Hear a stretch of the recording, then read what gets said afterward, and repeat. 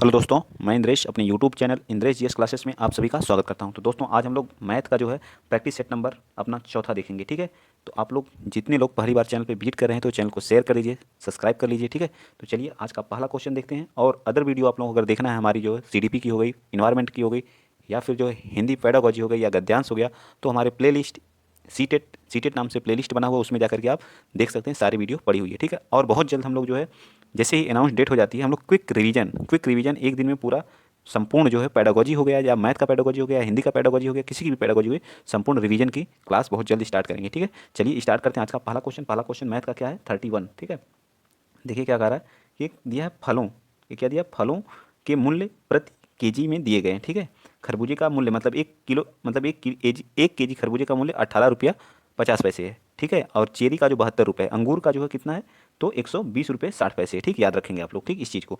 और बताइए, और कितना है, ये सेब का जो 78.48 है। ठीक है, ये चीज़ आप याद रखिएगा। फिर क्या करा, एक रेशमा नाम की लड़की कोई है, वो 4 सही 1/3 मतलब 9/2 केजी क्या कर लेती है, खरबूजा लेती है 1 किलो। और इसको जब आप किस में कन्वर्ट करेंगे बताइए, जब इसको 1,000 यहाँ कर देंगे, ग्राम को जब किलोग्राम में कन्वर्ट करेंगे तो कटेगा 1/5, 5 1 कम 6/5 इसको लिख सकते हैं। ठीक है, क्या लिख सकते हैं, इस चीज़ को क्या लिख सकते हैं आप, इतना जानिए क्या किसको लिख सकते हैं, लिखने का ही खेला है इसमें जो है। ठीक है, क्या लिख सकते हैं इसको, मैं यहाँ लिख दे रहा हूँ। ठीक है, इसको क्या लिख सकते हैं, 1 केजी प्लस इसको लिख सकते हैं काट पीट के जो 6/5 लिख सकते हैं। ठीक, इस चीज़ को आप लोग नोट कर लीजिए। फिर चेरी लेती है, फिर 250 ग्राम अंगूर, 250 ग्राम को क्या लिख सकते हैं, 250 बटे में 1,000, तो क्या हो जाएगा 1/4 लिख सकते हैं। ठीक, 1/4 क्या लेती है, अंगूर लेती है। ठीक, इस चीज़ को भी याद रखिएगा। फिर आगे क्या करती है, 1 सही 3/4 केजी सेब खरीदती है। ठीक, उसने दुकानदार को कुल 500 रुपये का एक नोट दिया, तो उसे कितना वापस मिलेगा। ठीक, अब इसको सॉल्व करिए। देखिए पहला क्या था, तो पहले हम क्या लिखेंगे, 9 बटे में क्या था, 2। ठीक, इंटू कितना इसका मूल्य था, खरबूजे का मूल्य कितना था, 18 रुपये 50 पैसे। तो यहाँ क्या हो जाएगा, 18 रुपये 50 पैसे। ठीक, क्या हो जाएगा, 18 रुपये, ठीक, 50 पैसे। ठीक, एक मिनट, थोड़ी सी पेन नहीं चल रही। ठीक, मैं लिखता हूँ किसी और पेन से। ठीक, तो कितना है, 9/2। ठीक, इंटू 18.50। ठीक है, प्लस प्लस का साइन हो गया। ठीक, उसके बाद 1 केजी और 200 ग्राम को क्या आप लिख सकते हैं, 6/5, 6/5 बटे में कितना हो जाएगा, चेरी का मूल्य कितना है बताइए, 72 रुपये। ठीक है, 72, फिर प्लस रहेगा। ठीक, ठीक, फिर क्या रहेगा, प्लस रहेगा। ठीक, प्लस के बाद फिर क्या था, उसके बाद था हमारा क्या, 250 ग्राम क्या था, अंगूर थे। 250 को हम 1/4 क्या लिख सकते हैं, 4 लिख सकते हैं। ठीक है, इंटू कितना रहेगा, अंगूर का मूल्य कितना है, 120, 120.60। ठीक है, इस चीज़ को आप लोग याद रखेंगे। प्लस फिर क्या था हमारा, इसके बाद था जो है 1 सही 3/4 केजी क्या करता है, सेब खरीदता है। तो 4 1 कम 4 और 4 3 7, 7/4 इंटू क्या करेंगे, क्या मल्टीप्लाई करेंगे बताइए, पेन थोड़ा सही चलने लगा। ठीक है, तो 78 78 इंटू 40, ये पूरा जब आप कैलकुलेट करेंगे, कैलकुलेशन आपको करना, मैंने सारी चीज़ें लिख दिया। ठीक, कैलकुलेशन करने पे कितना आएगा बताइए, तो आएगा हमारा 337 रुपये आएगा। जब ये पूरा कैलकुलेट करेंगे, आप कैलकुलेशन आपको करना है, जोड़ घटाना गुणा भाग ये सब तो आप दे सकते हैं ना, इसको भाई देना पड़ेगा। ठीक, ये कितना हो जाएगा, काटेंगे इसको तो ये जाएगा 9.25। ठीक, इसका आप मल्टीप्लाई कर लीजिएगा, आप कट पिट तो हो ही जाएगा, काट के देख लीजिए, सब कट जाएगा। ठीक, तो 37 आ जाएगा। अब 500 में से आप 37 घटा देंगे, कितना आ जाएगा, वही हमें वापस करेगा। ठीक है, इसमें से क्या करेंगे, 337 घटाएंगे तो कितना आएगा बताइए, 3 आएगा लास्ट में, और यहाँ बचेगा कितना, 9, तो क्या आ जाएगा, 63 आ जाएगा। 163 हमारा राइट आंसर आएगा। ठीक है, 163 हमारा क्या जाएगा, राइट आंसर होगा। आपको कैलकुलेशन आपको करना है। ठीक, चलिए चलते हैं अगला क्वेश्चन, क्वेश्चन नंबर 32। क्या कह रहा है, एक साबुन की एक टिकिया का आकार जो है 7 सेंटीमीटर, 5 सेंटीमीटर, 2.7 सेंटीमीटर की दो पेटियों में, जिनकी जो आंतरिक माप जो है, आंतरिक माप कितनी है, तो 2 पेटियां हैं जिनकी आंतरिक माप कितनी है, 56 है। ठीक, 56 है। ठीक है, क्या है, 56 इंटू 56 सेंटीमीटर, फिर यह क्या है, 0.4 क्या है, है। ठीक है, क्या है, है। ठीक, इस चीज़ को, तो इसको जब कन्वर्ट करेंगे तो क्या आ जाएगा, 4 सेंटीमीटर आएगा। ठीक है, तो आप इसको 4 लिख लीजिए। ठीक, इंटू ये क्या है, इसको भी मीटर को जब सेंटीमीटर में करेंगे तो 25 क्या आ जाएगा, मीटर आ जाएगा। ठीक, 25 सेंटीमीटर आ जाएगा। ठीक, बटे में क्या आएगा, और इंटू 2 पेटियाँ हैं तो इंटू 2 से क्या करेंगे, मल्टीप्लाई कर देंगे ऊपर और। ठीक, तो नीचे क्या आएगा मल्टीप्लाई होकर बताइए, 1 मिनट, ये क्या आ जाएगा, 2। ठीक है, और नीचे क्या आएगा, ऊपर का जितना भी दिया है आकार उसका कितना है वो देख लेंगे, 7 इंटू 5। ठीक है, 7 इंटू 5 इंटू 2.5 सबकी क्या होनी चाहिए। ठीक, तो हमारे क्या हो जाएंगे बताइए, 1 मिनट। ठीक है, तो क्या आ जाएगा, अब इसको आप कैंसिल करिए, जो 7 वाटे कितना आ जाएगा, 7 वाटे 56 आ जाएगा। ठीक है, तो यहाँ 8 आ जाएगा। फिर इसके बाद इसको किससे काटेंगे बताइए, 25 हो जाएगा। ठीक, फिर आप कैंसिल करेंगे तो सब कट पीट के आपका कितना आ जाएगा, जल्दी बताइए आप लोग, काट पीट के तो 1280 आ जाएगा। कितना आ जाएगा, सब कट पीट करने पे कितना आएगा 1280। इस चीज़ को आप लोग तो बी पार्ट हमारा क्या आ जाएगा राइट आ जाएगा। मैंने बता दिया है, बाकी सब आपको करना कैलकुलेशन। ठीक, कैसे होगा चलिए नेक्स्ट बताइए अगला क्वेश्चन। क्वेश्चन नंबर आप लोग 33 बता दीजिए। किसी आयत की लंबाई और चौड़ाई चौड़ाई का 3 गुना है। आयत की एल और बी हमारे क्या होते हैं, बी हमारा क्या होता है चौड़ाई होता है, विड्थ होती है, इसको बोलते हैं चौड़ाई। ठीक है, और क्या कह रहा है चौड़ाई का 3 गुना। चौड़ाई मान लीजिए 1 है तो लंबाई क्या है 3 गुना का मतलब 3 है। ठीक है, ए अनुपात दिया। ठीक, इसकी चौड़ाई एक क्या कर रहा है, इसकी चौड़ाई एक वर्ग की भुजा का आधा है। इसकी जो चौड़ाई है जिसका परिमाप क्या दिया है, जो वर्ग है वर्ग का परिमाप बराबर क्या होता है 4a। ठीक, 4a बराबर कितना होता है, 4a बराबर 72 दिया है। ठीक है, 4a बराबर 72 दिया है, तो 4 से काटेंगे तो कितना आ जाएगा बताइए, ए बराबर कितना आएगा, एक मिनट, तो ए बराबर हमारा क्या आ जाएगा बताइए, 4a से काटेंगे तो कितना आएगा, तो 4 एकम 4, 4 बटे कितना होता है, 4 एकम 4 है, 4 बटे 32, तो 18 आ जाएगा। कितना आ जाएगा 18 आ जाएगा। ठीक है, याद रखिएगा कितना आ गया, ए की वैल्यू 18, इसका आधा है, इसकी लंबाई क्या है आधा है। ठीक, इसकी क्या है लंबाई क्या है आधा है, ये चीज़ आप याद रखेंगे कितनी है आधा है। तो ये आधा है तो कितना हो जाएगा, चौड़ाई एक वर्ग की आधी है, तो चौड़ाई एक वर्ग की आधी है तो कितनी हो जाएगी यहाँ 9, क्या आ जाएगा 9 आ जाएगा। ठीक है, 9 अब हो जाएगी, और इसका 3 गुना लंबाई है तो कितनी आ जाएगी 27 आ जाएगी। ठीक, इस चीज़ को आप याद रख सकते हैं। ठीक है, यहाँ से ये चीज़ निकल गई तो इसकी आधी कितना हो जाएगा चौड़ाई 9, और ये कितना हो जाएगा 9 त्रिक 27, ये कितना आ जाएगी लंबाई 27। अब देखिए क्या कह रहा है आयत का क्षेत्रफल वर्ग के क्षेत्रफल से अधिक है, क्यों नहीं, इसका मल्टीप्लाई करेंगे 9 का 27 में तो क्षेत्रफल तो ज़्यादा होना ही होना है। 18 का क्षेत्रफल कितना हो जाएगा 300, वर्ग करेंगे ए का तो 18 का कितना आएगा वर्ग करने पे बताइए, तो मेरे ख्याल से कितना आ जाएगा 19 का कितना होता है, 18 का वर्ग कितना 324 आएगा अप्रॉक्सीमेट। ठीक है वर्ग, और जो इसका करेंगे कितना आ जाएगा 27 का 9 में मल्टीप्लाई करेंगे कितना आ जाएगा बताइए 10 270, तो किसका कह रहा है आयत का क्षेत्रफल वर्ग के क्षेत्रफल से अधिक है, तो ये हमारा बिल्कुल गलत बात है। ठीक है, कम है। ठीक, ये चीज़ याद रखेंगे। ठीक है, 33 में आयत और वर्ग दोनों की परिमाप बराबर है। कैसे परिमाप बराबर, ये 72 आ रहा है, इसकी परिमाप कितनी हो जाएगी 27, और ये 3 36 36, बिल्कुल सही बात है। ठीक, आयत और दोनों की परिमाप क्या होगी, आयत के परिमाप तो 72 दिया था, और 27 और प्लस 9 36, 36 का दूना 72, बिल्कुल सही बात का है, बी पार्ट हमारा क्या हो जाएगा राइट हो जाएगा। चलिए नेक्स्ट चलते हैं अगला क्वेश्चन। क्वेश्चन नंबर 34 बताइए आप। 34 क्या कह रहा है कि 55 लीटर, अब 55 मिलीलीटर इक्वल टू क्या होता है 55.5 लीटर, बिल्कुल सही बात है। ठीक है, आप क्या करेंगे तो 55 मिलीलीटर बराबर क्या लिख सकते हैं बताइए, कैसे लिखेंगे जल्दी बताइए कैसे लिखेंगे इस चीज़ को, 55 मिलीलीटर बराबर 55 मिलीलीटर बराबर 5 बाई कितना, इसको कन्वर्ट जब करेंगे तो कितना आ जाएगा 1000 लीटर होगा, 1000 लीटर होगा कि नहीं। इस चीज़ को हम क्या लिख सकते हैं 0.005 लिख सकते हैं।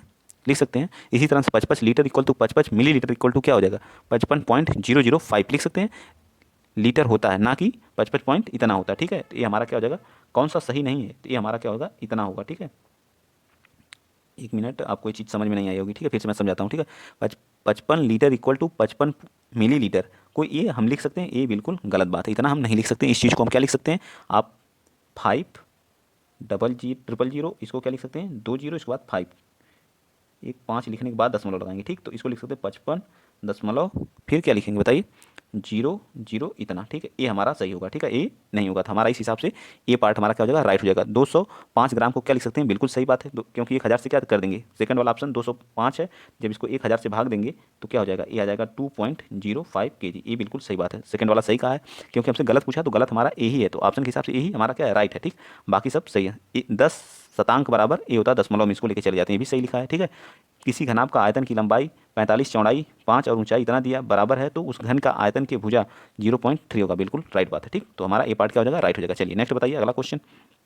अगला क्वेश्चन, 2 अंकी संख्या को दूसरी 1 अंकी या 2 अंकी संख्या से गुणा करने की प्रक्रिया को समझने के लिए निम्नलिखित में से कौन सी पूर्व जानकारी होना आवश्यक है। जब 2 अंक का मतलब गुणन योग का वितरण के रूप में 2 अंकी संख्या के गुणन को दूसरी, ये क्या कह रहा है गुणन योग पर वितरण के रूप में। ठीक है, बिल्कुल सही बात है, गुणन और योग एक जैसे सेम होते हैं। आप किसी चीज़ का गुणा करेंगे 2 × 2 तो क्या आएगा 4 आता है कि नहीं। अगर हम इसी चीज़ को 2 और प्लस 2 कर दें तो क्या आ जाएगा, तब भी 4 आएगा। ठीक है, प्लस कर देंगे, तो यह दोनों गुणन या योग वितरण के रूप में होते हैं। ठीक है, इस चीज़ को आप लोग याद रखेंगे। ठीक, चलिए आगे चलते हैं। नेक्स्ट अगला क्वेश्चन बताइएगा, क्वेश्चन नंबर 36 का गणित से भयभीत होने और उसके असफल होने के लिए निम्नलिखित में से किसी एक कारण नहीं माना जा सकता है। लैंगिक भेद के कारण, कक्षा के अनुभव के कारण, गणित संरचना के कारण, प्रतीकात्मक नहीं कहा है, ये भी याद रखिएगा नहीं कहा है। ठीक है, तो किसको नहीं माना जा सकता है, तो हम लैंगिक भेदभाव इसके लिए जिम्मेदार नहीं होता है। ठीक, चलिए नेक्स्ट बताइए 37 का, 2 दशमलव संख्याओं के योग की संकल्पना को पढ़ाने के लिए निम्नलिखित में से शिक्षण अधिगम का कौन सा साधन सर्वाधिक उपयुक्त है। गिनतारा, गिनतारा है या मोती और माला है या जियो बोर्ड है या ग्राफ बोर्ड है, तो हमारा क्या मोती और माला है। ठीक है, योग पढ़ाने के लिए मोती और माला उंगली के माध्यम से आप योग सिखा सकते हैं। ठीक है, दशमलव के योग। ठीक,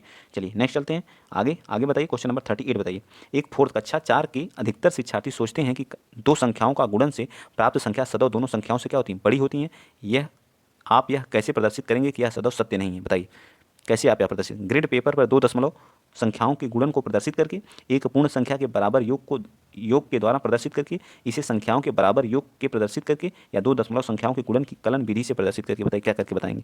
तो यह जो हम दो दशमलव संख्याओं के गुणन की कलन विधि से प्रदर्शित करके, हमारे पेडागोजी क्वेश्चन, पेडागोजी आप अच्छे से पढ़ लीजिए, अच्छा नंबर ताकि आपका आए। ठीक है, इसलिए पेडागोजी पे ज़्यादा फोकस करिए। कैलकुलेशन वाला तो सभी लोग कर ले जाएंगे। ठीक है, मेन पेडागोजी है 15 क्वेश्चन की मैथ में। प्राथमिक स्तर पर शिक्षार्थियों को माप को संदर्भ में पढ़ाने के लिए निम्नलिखित में से कौन सा कथन सत्य है। अगर आप जुड़े रहे तो मैं ज़्यादातर फोकस किस पे कर रहा हूँ, पेडागोजी पे, क्योंकि पेडागोजी ही टफ है मैथ की जो। ठीक है, और बाकी जो है जो कैलकुलेशन है वो बहुत ईजी है, 15 आप लाएंगे 100%। एक दिन में मैं उसको फिनिश करा दूंगा, लेकिन पेडागोजी पे आप फोकस करिए, पेडागोजी अच्छी आती है। ठीक है, वेन हिले थियरी अच्छे से पढ़ लीजिए। ठीक, उसमें से कम 2 क्वेश्चन आएंगे जो कोई नहीं रोक सकता उसको।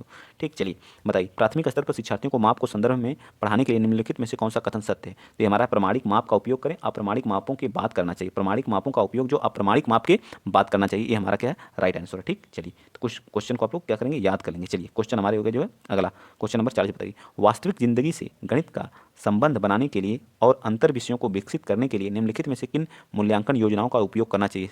क्षेत्रीय भ्रमण करना चाहिए, फिर सर्वेक्षण, फिर परियोजना। क्षेत्रीय भ्रमण, मौखिक परीक्षा, ड्रिल, कार्यात्मक कार्यपत्र। ड्रिल हमारा क्या होता है, हमेशा नेगेटिव होता है। ठीक है, इस चीज़ को आप लोग याद रखेंगे। ड्रिल प्रक्रिया हमारी क्या होती है, नेगेटिव होती है। ठीक है, सर्वेक्षण, परियोजना, जांच सूची, भ्रमण, मौखिक परीक्षा या जांच सूची, ये सब हमारे आंसर गलत हैं। तो क्या हमारा ये पार्ट, पहले हम क्षेत्रीय भ्रमण करेंगे, फिर उस चीज़ का क्या करेंगे, भ्रमण पे जाएंगे, फिर उस चीज़ का सर्वेक्षण करेंगे, सर्वेक्षण के बाद हम कोई क्या करते हैं, परियोजना बनाएंगे। ठीक है, आप बताइए 41। गणित के कक्ष में दृष्टि बाधित के लिए निम्नलिखित में से किनका उपयोग शिक्षा साधनों के रूप में करना चाहिए। कंप्यूटर का, संख्या चार्ट का, जियो बोर्ड का। टेलर का गिनतारा, भिन्न का किट या संख्या चार्ट, कंप्यूटर, जियो बोर्ड, या डी पार्ट हमारा टेलर का गिनतारा, कंप्यूटर या जियो बोर्ड। इसका क्रम आपको याद होना चाहिए, किसका किसका प्रयोग करते हैं एक दृष्टिबाधित बच्चे के लिए। तो हम करते हैं टेलर का गिनतारा, कंप्यूटर और जियो बोर्ड का। ठीक है, टेलर जिसको अबेकस बोलते हैं, टेलर का गिनतारा को अबेकस कहते हैं, और मोती का गोला जो होता है, मोती का गोला जो होता है, पत्थर का गोला या चक्री एक राड या तार में लगा होता है। ठीक है, उसे बोलते हैं। ठीक है, याद रखिएगा इस चीज़ को। ठीक, और जियो बोर्ड जो होता है, जियो बोर्ड में एक बोर्ड से क्या होती है, अर्धचलित कीलें लगी होती हैं। अतः टेलर की गिनतारा और कंप्यूटर तथा जियो बोर्ड का उपयोग कक्षा में नेत्रहीन बच्चों के साधन के रूप में किया जाना चाहिए। हमारा डी पार्ट क्या हो जाएगा, पूर्ण रूप से सही हो जाएगा। चलिए 42 बता दीजिए। संख्या के संदर्भ में प्राथमिक कक्षा में बच्चे अर्थात वे बच्चे जिनकी आयु 8 से 9 वर्ष है, निम्नलिखित में से किस समुच्चय में प्रवीण है। पंक्तिबद्ध, वर्गीकरण, प्रत्यावर्तन। बी पार्ट हमारा क्या करा, वर्गीकरण या प्रतिवर्त्यता, अनुपातिक विवेचन, या फिर सी पंक्तिबद्धता, प्रतिवर्त्यता, अनुपातिक विवेचन, पंक्तिबद्धता, वर्गीकरण या अनुपातिक विवेचन। बताइए 42 का। तो 42 का हमारा क्या हो जाएगा, पंक्तिबद्धता और वर्गीकरण और प्रतिवर्त्यता। ठीक है, याद रखिएगा, इसमें हमारा जहाँ जहाँ अनुपातिक दिया वो आंसर गलत होगा। ठीक है, 8 से 9 तक के बच्चे के लिए। ठीक है, तो उसमें वो अनुपातिक विवेचन नहीं पढ़ाया जाता। ठीक है, चलिए आगे चलते हैं नेक्स्ट अगला क्वेश्चन आप लोग 43 बता दीजिए। जो लोग चैनल पर पहली बार विजिट कर रहे हैं तो प्लीज़ चैनल को शेयर और सब्सक्राइब कर लीजिए। ठीक है, कक्षा के एक विद्यार्थी को सभी वस्तुओं की गणना करने के लिए कहा, जिसमें पेन हो गया, रबड़ हो गया, शार्पनर का संग्रह था। विद्यार्थियों ने सभी वस्तुओं को एक रेखा और गणना शुरू की। ठीक है, क्वेश्चन पूरा पढ़िए आप। उसने 10 वस्तु के स्थान पर कहा कि 2 पेन, 5 रबड़ और 3 शार्पनर है। ठीक है, अपने विचार से विद्यार्थी को गणना के किस सिद्धांतों की कठिनाई का सामना करना पड़ा। अमूर्त सिद्धांत, क्या करना, अमूर्त और असंगत क्रम सिद्धांत, स्थिर क्रम और अमूर्त चिंतन, एकाकी और संगतता सिद्धांत। बताइए 43 का। तो उसको क्या करना पड़ा, तो 1 मिनट, 43 है ना हमारा जो।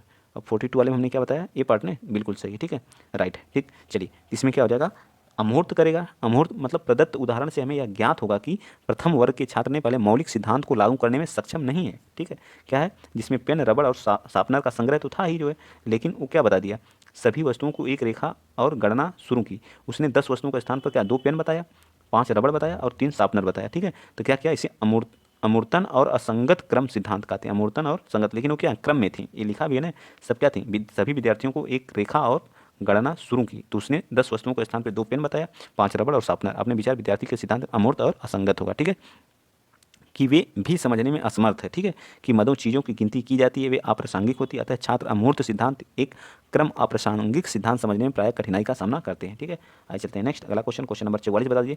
कक्षा 1 सेकंड का बच्चा है। ठीक है, कक्षा सेकंड की एक शिक्षिका ने अपने विद्यार्थियों को 4 इकाई और 3 दहाई लिखने के लिए कहा, तो विद्यार्थी ने 34 के स्थान पर 43 लिख दिया। 4 इकाई और 3 दहाई, 4 इकाई का मतलब 4 और 3 दहाई का मतलब कितना हो जाएगा, 3 दहाई का मतलब कितना हो जाएगा, 30 हो जाएगा। तो कितना हो जाएगा, तो 34 हो जाएगा। ठीक है, बच्चे ने क्या 34 के स्थान पर 43 लिखा। ठीक है, तो एक शिक्षिका के रूप में विद्यार्थी को इस संकल्पना को कैसे प्रदर्शित करें, उन्हें बताएंगे गलत और फिर से उन्हें उत्तर को 5 बार लिखने के लिए कहेंगे। रटंत विद्या घटंत ये वाला सिस्टम नहीं होना चाहिए। ठीक है, कि हाँ बताएंगी तो सही करेंगे। ठीक है, हमेशा दहाई और इकाई के स्तंभों में लिखना सिखाएंगी जिसमें भ्रम ना हो, ये भी गलत बात है। ठीक, स्तंभ विधि से अभ्यास कराने के लिए बहुत सारे प्रश्न देंगी। विद्यार्थी को गिनतारा पर प्रदर्शित करने के लिए कहेंगी और फिर से लिखने के लिए कहेंगे, ये बिल्कुल राइट बात है। ठीक है, ताकि बच्चा गिनतारा से ही सारी चीज़ें सीख जाए। ठीक, चलिए नेक्स्ट चलते हैं। अगला क्वेश्चन, क्वेश्चन आप लोग 45 बता दीजिए।